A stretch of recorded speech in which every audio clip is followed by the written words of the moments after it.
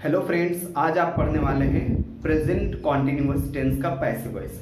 Friends, इसके पहले हम टेंस के सारे वीडियोस यूट्यूब पर अपलोड कर दिए हैं अपने channel English for all aspirants पर। यदि आप टेंस की वीडियोस नहीं देखा है तो आप जाकर के हमारे चैनल को सब्सक्राइब करें और हमारे वीडियोस को देखें, क्योंकि टेंस के सारे वीडियोस हम ऑलरेडी अपलोड कर चुके हैं और अच्छी तरह से टीच किए हैं। आई होप आप सब लोग सेटिस्फाइड होंगे वीडियो देख करके। ठीक है फ्रेंड्स, तो आज हम स्टार्ट करने वाले हैं प्रेजेंट कॉन्टिन्यूअस टेंस का पैसिव वॉइस। इसके पहले हम प्रेजेंट इंडेफिनिट टेंस के एक्टिव वॉइस में हम आपको बता चुके हैं कि कुछ कॉमन रूल्स क्या होते हैं। ऑब्जेक्ट को सब्जेक्ट की जगह रखते हैं सब्जेक्ट बना करके, और सब्जेक्ट को ऑब्जेक्ट बना करके ऑब्जेक्ट की जगह रखते हैं पैसिव वॉइस बनाते समय, और हर समय वर्ब का थर्ड फॉर्म लगाते हैं। ऑब्जेक्ट के बाद, ऑब्जेक्ट के पहले हम लास्ट में बाई का प्रयोग करते हैं। बात समझ में आई? ठीक है ना। तो हम प्रेजेंट कॉन्टिन्यूअस टेंस का पैसिव वॉइस हम पढ़ने वाले हैं। फ्रेंड्स, जैसा हम आपको पहले ही बता चुके हैं कि जितने भी इंडेफिनिट टेंस आप पढ़ेंगे, चाहे वो प्रेजेंट इंडेफिनिट टेंस हो, पास्ट इंडेफिनिट टेंस हो या फ्यूचर इंडेफिनिट टेंस हो, सारे इंडेफिनिट टेंस में कॉन्टिन्यूअस टेंस का हेल्पिंग वर्ब लगता है। पैसिव बनाते समय, एक्टिव टू पैसिव चेंज करते समय सारे इंडेफिनिट टेंस में कॉन्टिन्यूअस टेंस का हेल्पिंग वर्ब लगता है। जैसे मान लीजिए प्रेजेंट इंडेफिनिट टेंस आप पढ़ रहे हैं तो इसमें क्या रहेगा? Is, are, am passive voice बनाते समय। प्रेजेंट पास्ट इंडेफिनिट टेंस आप पढ़ रहे हैं तो पास्ट कॉन्टिन्यूअस टेंस का हेल्पिंग वर्ब वाज, वर लगेगा। फ्यूचर इंडेफिनिट टेंस पढ़ रहे हैं तो फ्यूचर कॉन्टिन्यूअस टेंस का हेल्पिंग वर्ब क्या है? विल, शैल, बी लगेगा। ठीक है ना, समझ में आए? इट मींस जितने भी कॉन्टिन्यूअस टेंस आप इंडेफिनिट टेंस का पैसिव वॉइस आप पढ़ेंगे, सारे इंडेफिनिट टेंस में कॉन्टिन्यूअस टेंस का हेल्पिंग वर्ब लगेगा। ठीक है ना। तो ये रही प्रेजेंट इंडेफिनिट टेंस की बात, पास्ट इंडेफिनिट और फ्यूचर इंडेफिनिट टेंस की बात। हम बात करते हैं प्रेजेंट कॉन्टिन्यूअस टेंस। फ्रेंड्स, जब हम इनडेफिनिट टेंस में कॉन्टिन्यूअस टेंस का हेल्पिंग वर्ब लगा दिए हैं, बहुत ध्यान से समझिएगा, जब हम इनडेफिनिट टेंस में कॉन्टिन्यूअस टेंस की हेल्पिंग वर्ब्स लगा दिए हैं, तो जब कॉन्टिन्यूअस टेंस का हम पैसिव वॉइस पढ़ेंगे तो उसमें क्या लगाएंगे? फ्रेंड्स, आप बहुत ही अच्छी तरह से इसको माइंड बैठा लीजिए कि helping verb will be same. Helping verb कैसी होगी? सेम होगी। जो कॉन्टिन्यूअस टेंस का हेल्पिंग वर्ब है वही हेल्पिंग वर्ब कॉन्टिन्यूअस टेंस के पैसिव वॉइस में भी लगेगी। थोड़ा सा चेंजिंग करना पड़ेगा। ठीक है ना, थोड़ी सी चेंजिंग करनी पड़ेगी। जैसे is, are, am present continuous tense का हेल्पिंग वर्ब है तो is, are, am present continuous tense में लगेगा पैसिव वॉइस बनाते समय, प्लस इसके साथ बीइंग लग जाएगा। क्या हो जाएगा? Is being, are, is, are, am, उसके बाद बीइंग। इट मींस जब आप प्रेजेंट कॉन्टिन्यूअस टेंस का पैसिव वॉइस पढ़ रहे हो तो हेल्पिंग वर्ब क्या होगा? Is being, are being, am being. Is, are, am रहेगा, उसके साथ इज, आर, एम ये है, उसके साथ बीइंग लग जाएगा यदि आप पैसिव वॉइस पढ़ रहे हो तो प्रेजेंट कॉन्टिन्यूअस टेंस। उसी प्रकार से जब इज, आर, एम में बीइंग लग गया, क्या लग गया? बीइंग, तो वाज वर्ब में भी क्या लगेगा?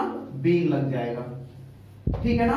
तो हेल्पिंग वर्ब क्या हो जाएगा? पास्ट कॉन्टिन्यूअस टेंस का जब आप पैसिव वॉइस पढ़ेंगे तो उसका हेल्पिंग वर्ब हो जाएगा वाज बीइंग और वर बीइंग। और जब आप फ्यूचर कॉन्टिन्यूअस टेंस का पैसिव वॉइस पढ़ेंगे तो उसमें पैसिव वॉइस उसका बनेगा ही नहीं, फ्यूचर कॉन्टिन्यूअस टेंस का पैसिव वॉइस नहीं बनता है। It means present continuous tense का पैसिव वॉइस का helping verb is, are, am, being होता है। पास्ट कॉन्टिन्यूअस टेंस के पैसिव वॉइस का helping verb was, were, being होता है। It means was being, were being. कोई कंफ्यूजन वाली बात नहीं होनी चाहिए, हर समय वर्ब का थर्ड फॉर्म लगाते हैं। ठीक है ना, बाई, उसके बाद ऑब्जेक्ट। अब हम देखते हैं, यदि आप प्रेजेंट इंडेफिनिट टेंस से लेकर के फ्यूचर परफेक्ट कॉन्टिन्यूअस टेंस का एक्टिव वॉइस या टेंस आप नहीं पढ़े हैं तो ये चीजें थोड़ी सी डिफिकल्ट हो सकती है आपके लिए, इसलिए मैं आपको बार बार बता रहा हूं, यदि आप टेंस नहीं पढ़े हैं तो टेंस की वीडियो जाकर के चैनल पर वॉच करिए, या डिस्क्रिप्शन बॉक्स में सारी वीडियोस के लिंक्स दिए गए हैं, उसको आप जाकर के देखिए,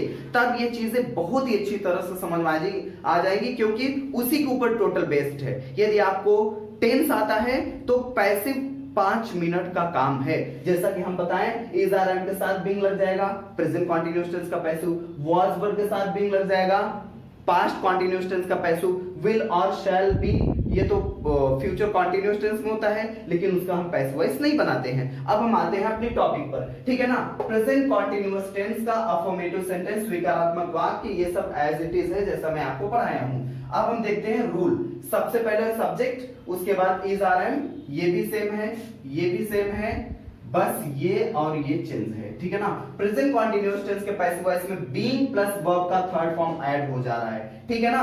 subject is are am, being verb third form by object, यही आपके पैसिव वॉइस का रूल है, ठीक है ना। इज आर एम तो प्रेजेंट कंटीन्यूअस टेंस में लगता ही है, बस आप उसमें बीइंग लगा दीजिए, वर्ब का थर्ड फॉर्म लगा दीजिए, पैसिव वॉइस बन गया, ठीक है ना। अब हम एक एग्जांपल देखते हैं एक्टिव का। हम हिंदी में नहीं राइट किए हैं फ्रेंड्स, आप इसको समझ लीजिएगा, ठीक है। Priya is writing a letter, Priya एक पत्र लिख रही है, it means this is present continuous tense. Action बोलते समय चल रहा है, इसलिए प्रेजेंट कंटीन्यूअस टेंस हो गया। अब प्रेजेंट कंटीन्यूअस टेंस का हमें पैसिव वॉइस बनाना है। पैसिव वॉइस बनाते समय एक चीज हमें ध्यान देना चाहिए, वर्ब इज ट्रांजिटिव और इंट्रांजिटिव। क्रिया सकर्मक है या अकर्मक है। यदि क्रिया सकर्मक है तो उसका पैसिव बनेगा, इट मींस यदि क्रिया के साथ कर्म आया है, वर्ब के साथ ऑब्जेक्ट आया है तो उसका पैसिव वॉइस बनेगा। यदि ऑब्जेक्ट नहीं आया है तो पैसिव वॉइस नहीं बनेगा, क्योंकि पैसिव बनाने के लिए ऑब्जेक्ट को सबसे पहले रखना पड़ता है सब्जेक्ट के रूप में, इसलिए यदि ऑब्जेक्ट नहीं रहेगा तो पैसिव वॉइस नहीं बनेगा।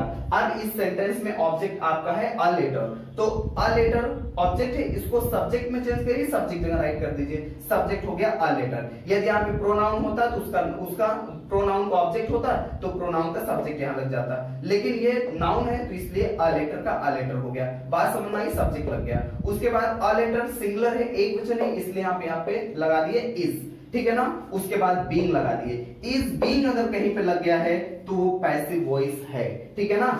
उसके बाद वर्ब का थर्ड फॉर्म, कौन सी क्रिया हो रही है, राइटिंग, राइट करना, लिखना, तो राइट का थर्ड फॉर्म होता है रिटन, उसके बाद हम लगा देंगे बाय।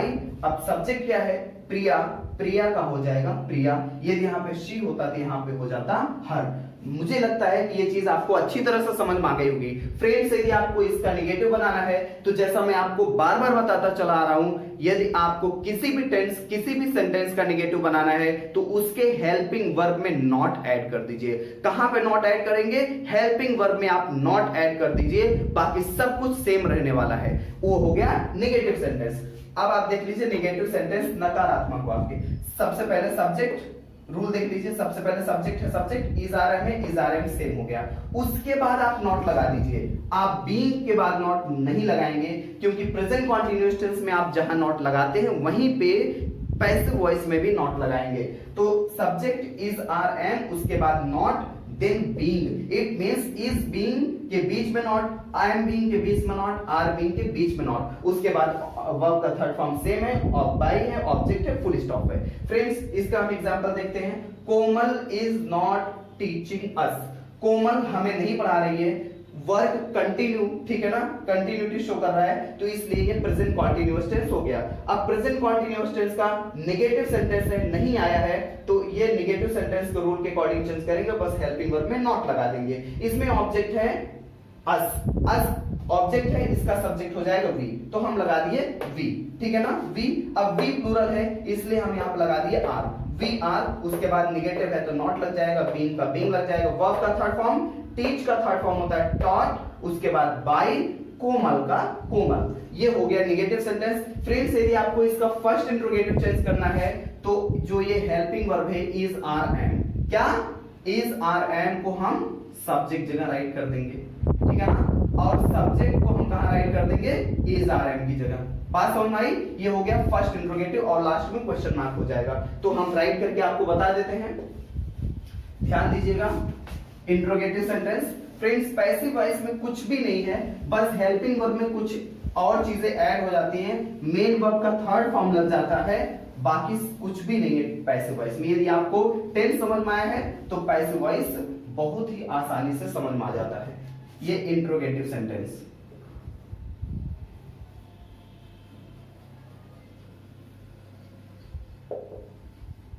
इंट्रोगेटिव सेंटेंस, ठीक। इंट्रोगेटिव सेंटेंस क्या होता है, प्रश्नवाचक वाक्य, बार बार मैं आपको बताया हूं, लिखने की जरूरत नहीं होनी चाहिए। रूल देख लीजिए, सबसे पहले helping verb is, am, are, उसके बाद सब्जेक्ट। फर्स्ट इंट्रोगेटिव होता है फ्रेंड तो हेल्पिंग वर्ब सबसे पहले रहता है। प्रेजेंट कॉन्टिन्यूअस टेंस का रूल आपको पता है, इज आर एम सबसे पहले, उसके बाद सब्जेक्ट, फिर उसके बाद बीइंग हो जाएगा।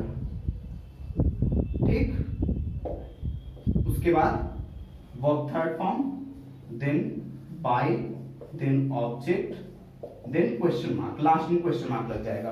बात समझ में आई? अब हम एक एग्जांपल राइट करते हैं।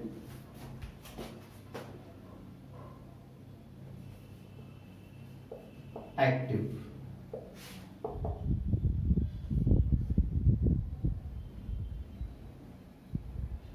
Are they reading science?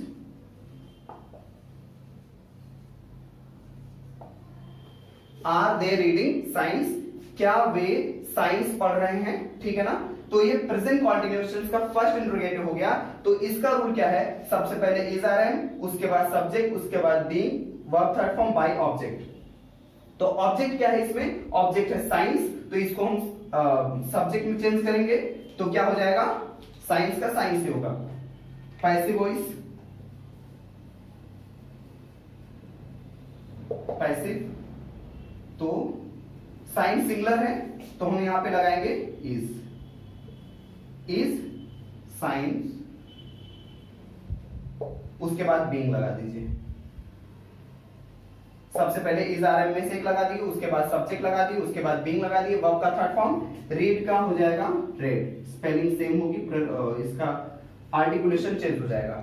Is science being red, verb का थर्ड, उसके बाद बाय, उसके बाद वर्ब का सॉरी इज आर एम में से सब्जेक्ट हो गया, इज आर एम में से एक हो गया, सब्जेक्ट हो गया, बीइंग, उसके बाद वर्ब का थर्ड फॉर्म बाय। अब यहां पे सब्जेक्ट क्या है? दे, तो दे का ऑब्जेक्ट क्या हो जाएगा? देम। ठीक, क्या है पैसिव वॉइस में? पैसिव वॉइस में कुछ भी नहीं है, बहुत ही सिंपल है, बस थोड़ी सी ध्यान देने वाली बात है, आपको टेंस अच्छे से आना चाहिए। Is science being red bye them. यदि आप इसका सेकंड इंट्रोगेटिव बनाना चाहते हैं तो दैट इज क्वाइट सिंपल, बहुत ही सिंपल है। आपको स्टार्टिंग में फर्स्ट इंट्रोगेटिव के रूल में आपको QW ऐड करना पड़ेगा, क्वेश्चन वर्ड, जैसा कि मैं आपको बराबर बताता चला रहा हूं। ठीक है ना। यहां पे QW ऐड कर दीजिए, सेकंड इंट्रोगेटिव रूल हो गया। ठीक, अब इसका हम एक एग्जांपल देख लेते हैं।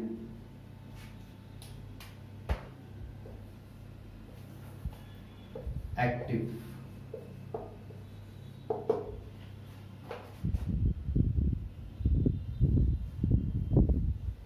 Where is she teaching children?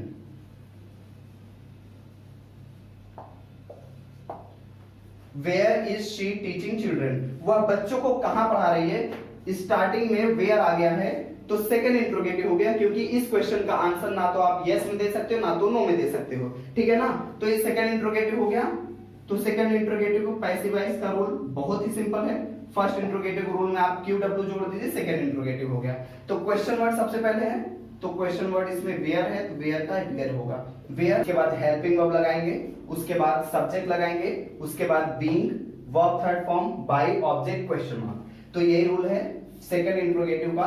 जब सेकंड इंट्रोगेटिव आ जाए, क्वेश्चन वर्ड आ जाए सबसे पहले, तो सबसे पहले उसको लगा देते हैं। ठीक है ना, क्वेश्चन वर्ड को वेयर, उसके बाद हेल्पिंग वर्ब। हेल्पिंग वर्ब हम देखेंगे किसके अकॉर्डिंग लगाएंगे। सबसे पहले ऑब्जेक्ट जोड़िए, ऑब्जेक्ट है चिल्ड्रन, चिल्ड्रन प्लूरल है तो प्लूरल के साथ हम क्या लगाएंगे? आर लगा देंगे।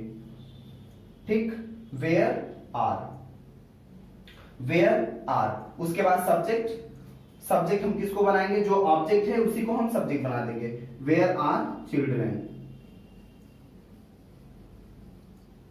ठीक, वेयर आर चिल्ड्रन। उसके बाद being,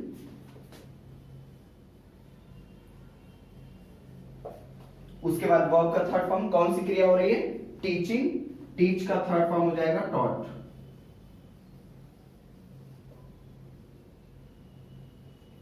where are children being taught, उसके बाद बाय लगेगा, बाय किसके द्वारा। अब यहां पे सब्जेक्ट क्या है, सब्जेक्ट है शी, तो शी का ऑब्जेक्ट हो जाएगा हर, लास्ट में क्वेश्चन मार्क, ठीक है ना।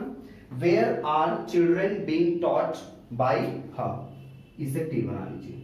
बात समझ में आई। ये हो गया सेकंड इंट्रोगेटिव। फ्रेंड्स जैसा हम आपको बार बार बता चुके हैं कि जब इंट्रोगेटिव एंड नेगेटिव रहेगा तो सब्जेक्ट के बाद नॉट लगेगा। यदि यहां पे होता where is she not teaching children, यदि ऐसा होता है यहां पे नॉट होता है तो यहां चिल्ड्रन के बाद नॉट लग जाता है। बात समझ में आई। तो ये प्रेजेंट कॉन्टिन्यूअस टेंस का affirmative, negative, first interrogative, second interrogative complete हो गया है। अब हम अगले वीडियो में आपको पढ़ाएंगे प्रेजेंट परफेक्ट टेंस, ठीक है ना। डन, बात समझ में आ गई। यदि आपको किसी भी प्रकार की प्रॉब्लम है तो आप वीडियो को रीवॉच करिए, और टेंस से संबंधित प्रॉब्लम है तो आप चैनल पर जा करके सारे टेंस से संबंधित जो भी वीडियोस हैं उसको अच्छी तरह से वॉच करिए।